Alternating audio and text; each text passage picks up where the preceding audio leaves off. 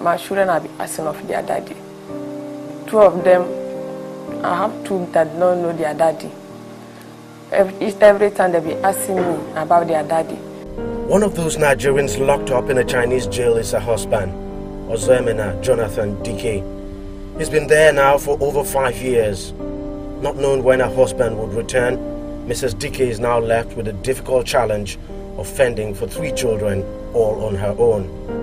Another woman with virtually the same story, Charity Okoro, a mother of 4. Whenever he called us, he's reminding about money. I said, what about the money that you took? You left, you took to China. He said they seized the money. Meet Mama Diana Farimade. Ó ti kọ́kọ́ lọ padà wá.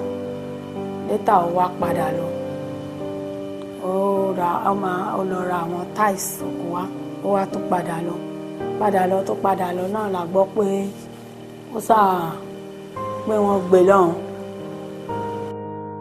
Her son James Gabriel Adu traveled to China in February 2009, ostensibly on a business trip.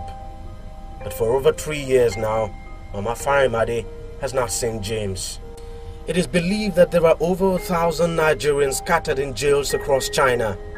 The statistics obtained from the Ministry of Foreign Affairs at the end of March this year put the figure at 360 convictions spread across 21 prisons in China. The number of awaiting trial inmates is put at 123. 80 out of that figure are for drugs-related offences, while 21 are fraud cases. I've been privileged to speak with about 3, 4, 5, 6 of them on phone, calling from the prison. And I keep on asking them, what did you do? The question is, I did not do anything. No, I did not do anything. No. When the Nigerian ambassador to China knew I was around, Ambassador Wali, he asked for a meeting. And when we met, he expressed frustrations with regard to the increasing number of Nigerians that are being convicted for drug-related offenses in China.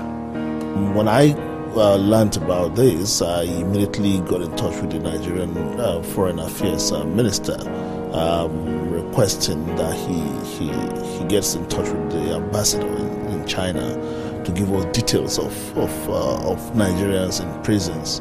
And they did this, and they sent the name to us, and I was really, really shocked to see the sheer number of these young Nigerians. We gathered from our source at the Foreign Affairs Ministry that the Nigerian embassy in China has put forward a proposal on behalf of the Nigerian government to the Chinese government, seeking the exchange of prisoners between both countries. But so far, the proposed bilateral agreement has not been signed. Almost on a weekly basis, the nation's anti-drugs agency NDLEA makes audacious arrests and charge drug smugglers and barons to court.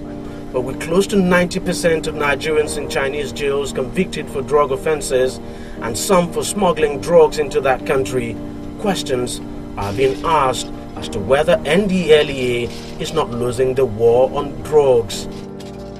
The NDLEA today is winning the war against illicit drugs, trafficking and abuse. But the truth is, it is an enormous challenge. But it's not just to lay the blame on one sector, because the criminal justice is a chain that starts with the police or the law enforcement agency, to the prosecution, to the courts, to the prison, and to the appeal system. So there's no excuse from one section should not blame the other. It is a holistic thing.